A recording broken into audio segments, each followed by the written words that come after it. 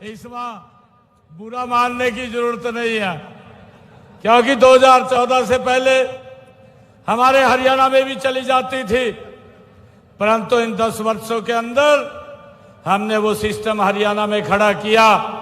आज हर गांव के अंदर 24 घंटे बिजली देने का काम ये हमारी सरकार कर रही है।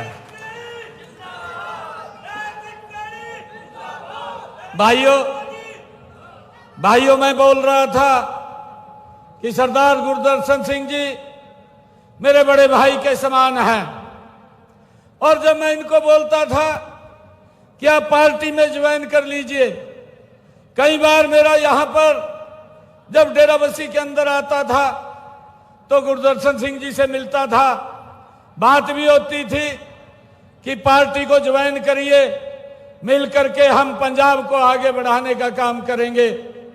गुरदर्शन सिंह जी बात को सुनते थे, विचार भी करते थे, परंतु मन नहीं बनाते थे। आज मुझे खुशी है, आज मैं जब डेराबस्सी के अंदर आया हूं, आज गुरदर्शन सिंह जी ने मन भी बना लिया है, भारतीय जनता पार्टी को ज्वाइन भी कर लिया है।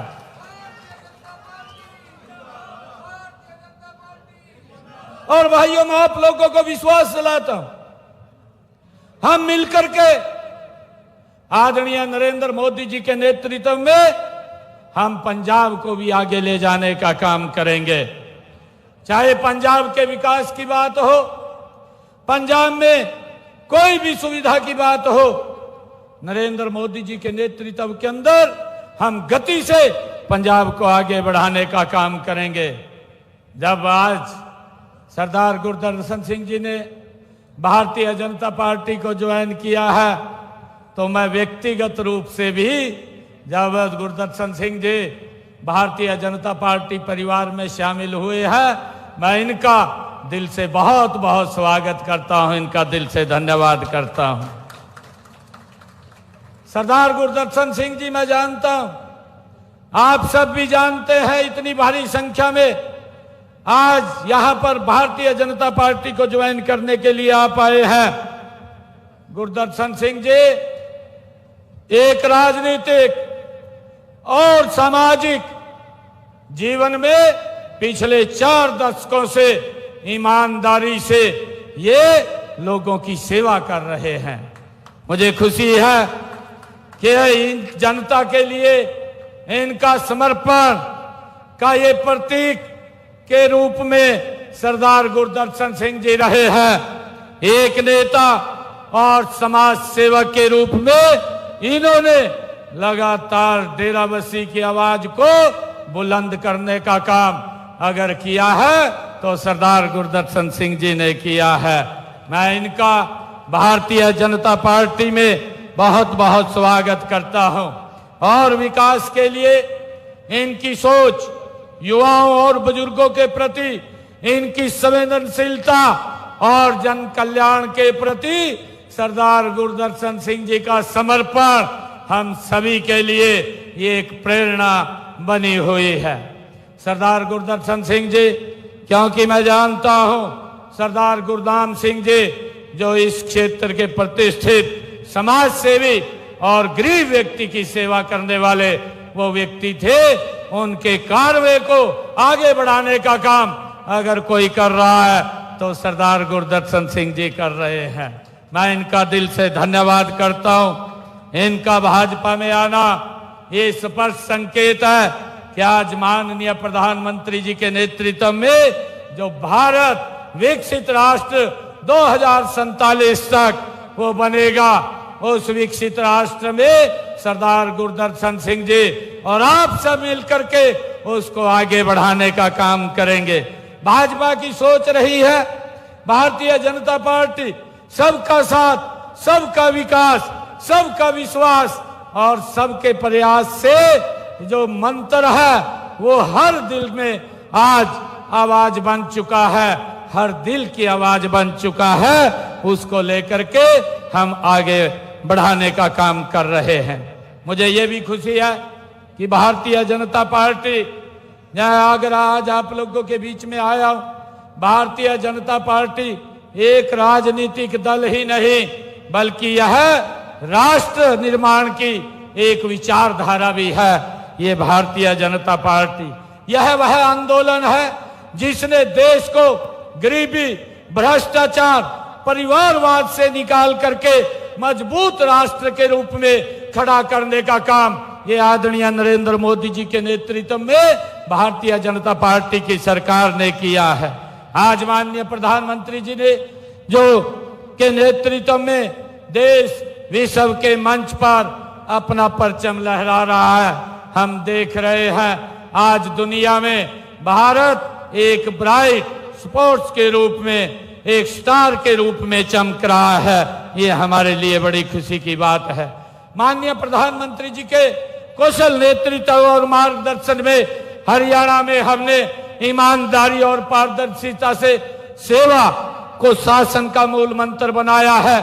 हम जातिवाद, तुष्टीकरण और वंशवाद की राजनीति को समाप्त कर लगातार हरियाणा के अंदर हरियाणा के लोगों ने तीसरी बार non stop Bharatiya Janata party की सरकार बनाने का काम किया है।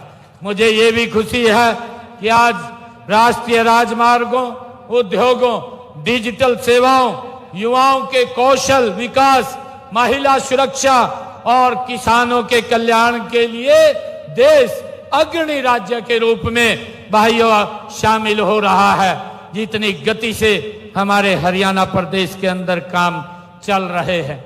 मैं अगर बात करूं कि हरियाणा के अंदर हम पहले ही हरियाणा प्रदेश के 2014 के बाद हम किसानों की 14 फसलें एमएसपी पर खरीदते थे, परंतु जब तीसरी टर्म की सरकार हरियाणा के अंदर बनी और मैंने ये घोषणा की, मैंने कहा कि हमारा हरियाणा प्रदेश का जो किसान जो भी फसल उगाएगा उस फसल को एमएसपी पर खरीदने का काम ये हमारी सरकार करेगी।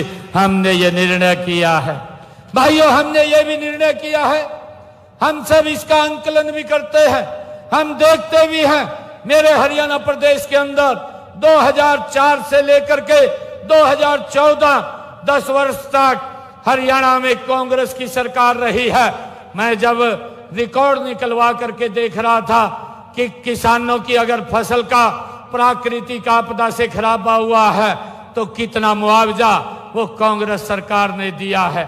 जब मैंने वो डेटा निकाल करके देखे, मात्र हरियाणा में 10 वर्षों में कांग्रेस सरकार ने किसान की फसल के खराबे के 1155 करोड़ रुपए दिया।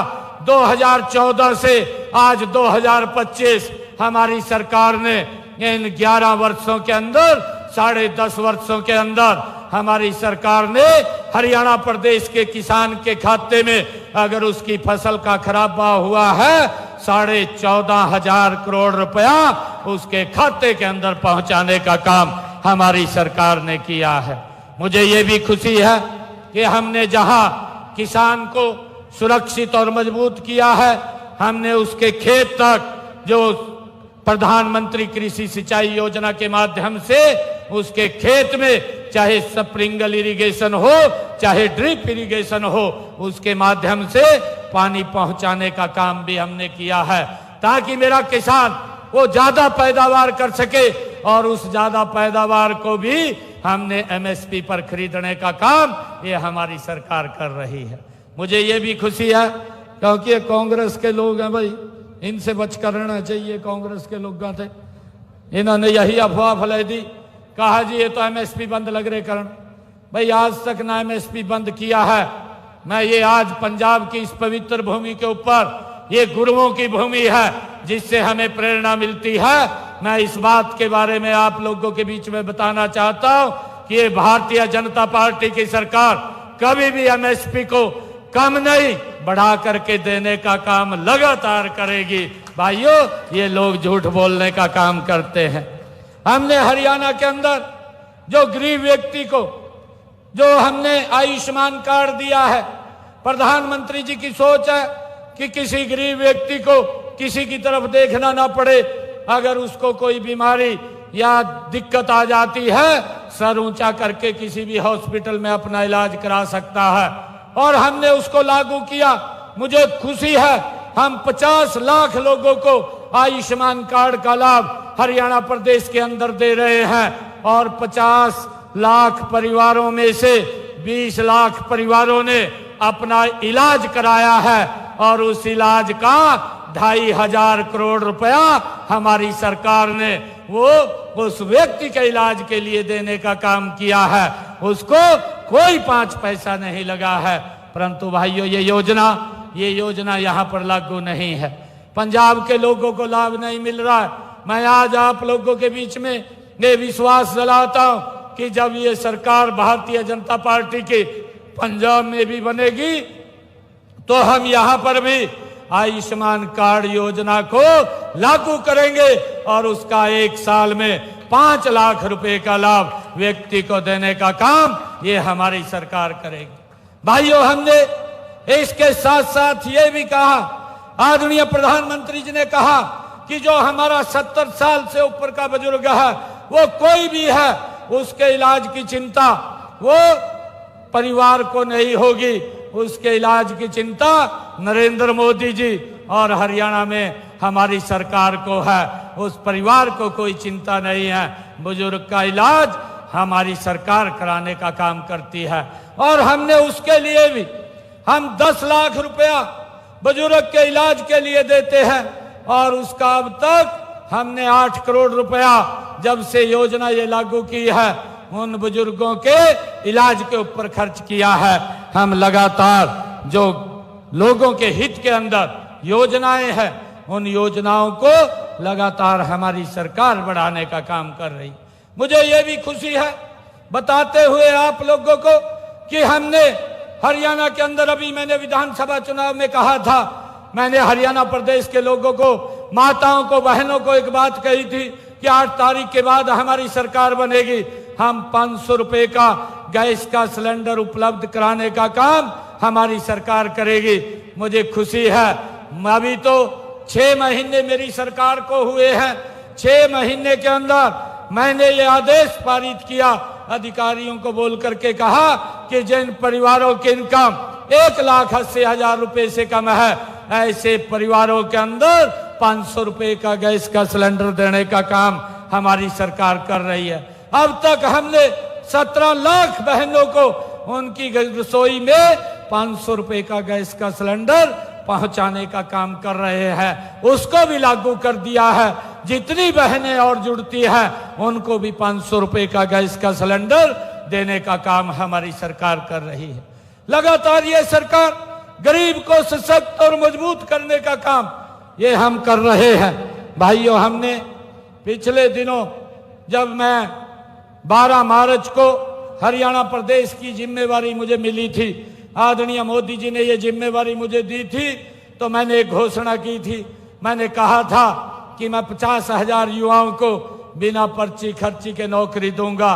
परंतु ये कांग्रेस के लोग ये कोर्ट में चले गए और ये कांग्रेस के लोग ये चीफ इलेक्शन कमीशन पे चले गए। मैंने 15,000 युवाओं को ज्वाइनिंग लेटर दिया था और वो सारी की सारी नौकरी रुक गई। मैंने हरियाणा प्रदेश के अंदर ये बात खड़े होकर के कही थी कि मैं अपने हरियाणा के युवाओं को जो मैंने कहा है उस बात को पूरा करूंगा और जो नौकरियां हैं ये पहले ज्वाइनिंग लेटर आप लोगों को दूंगा, 8 तारीख के बाद में शपथ मैं लूंगा और उस बात को मैंने पूरा किया है। मैंने शपथ बाद में लिया, पहले हरियाणा प्रदेश के 26,000 युवाओं को बिना पर्ची खर्ची के सरकारी नौकरी हरियाणा सरकार में देने का काम हमारी सरकार ने किया है। भाइयों, हम लगातार भाइयों लोगों के हित में मजबूत कदम उठा रहे हैं। मैं आप लोगों को बताना चाहता हूं, बहुत सारी ऐसी योजनाएं हैं। लगभग हरियाणा प्रदेश के अंदर ये 430 ऐसी योजनाएं हैं जिनका ऑनलाइन लोगों को घर बैठे लाभ मिल रहा है। मुझे ये भी बताते हुए खुशी है कि मैं हरियाणा प्रदेश के अंदर अपने बुजुर्गों को 3,000 रुपए महीने की पेंशन हम देते हैं, उनको सम्मान भत्ता देते हैं। अभी कल ही मैंने हरियाणा सचिवालय के अंदर एक कार्यक्रम के अंदर 41,000 बुजुर्गों की जो ऑटोमेटिक पेंशन बन करके उनके घर पे गई है, उनको 12 करोड़ रुपया उनके खाते में पहुंचाने का काम ये हमने किया है। भाइयों, ये सरकार लोगों के हित में, लोगों की मजबूती के लिए दिन रात काम कर रही है, परंतु कांग्रेस की सरकार में भ्रष्टाचार होता है। और भाइयों, कांग्रेस की सरकार में तो होता है, अभी आप लोग देख रहे हैं, कांग्रेस की सरकार तो बाहर कर दी आप लोगों ने, परंतु यहां आम आदमी की सरकार बनाई दी। अब आम आदमी की सरकार दिल्ली में थी और दिल्ली वाला वो कह रहा था, कहा मैं कट्टर ईमानदार हूं।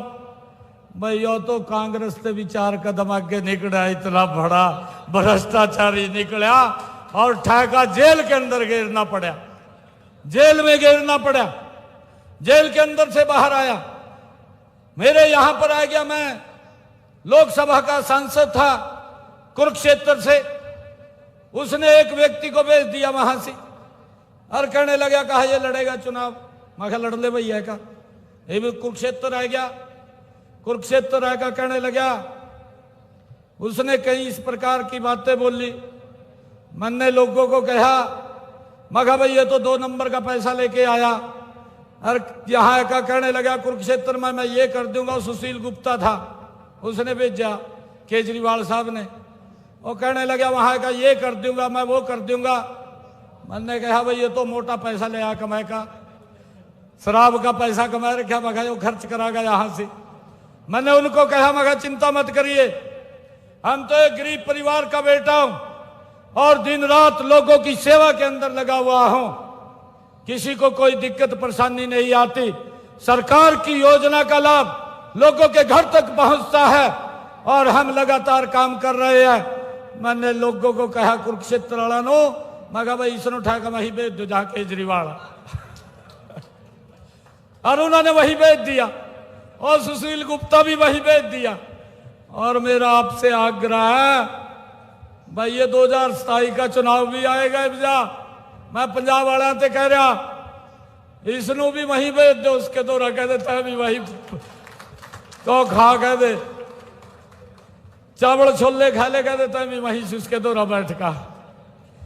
भाइयों, क्योंकि ये लोगों से सजाबाग दिखाते हैं, लोगों को सजाबाग दिखा करके वोट लेने का काम करते हैं, परंतु फिर लोगों का शोषण करते हैं। परंतु आज आप लोग देख रहे हैं, इन्हीं 10 वर्षों में चाहे देश के अंदर रोड की कनेक्टिविटी हो, चाहे रेलवे की कनेक्टिविटी हो, एयर की कनेक्टिविटी हो, देश के अंदर यूनिवर्सिटी बनाने की बात हो, देश के अंदर IIT बनाने की बात हो, देश के अंदर IIM बनाने की बात हो, देश के अंदर मेडिकल कॉलेज बनाने की बात हो, देश के अंदर नए एम्स बनाने की बात हो, इस देश ने पिछले 10 वर्षों के अंदर एक बड़ी गति से भाइयों आगे बढ़ा है। आज हर व्यक्ति को सुविधा मिल रही है।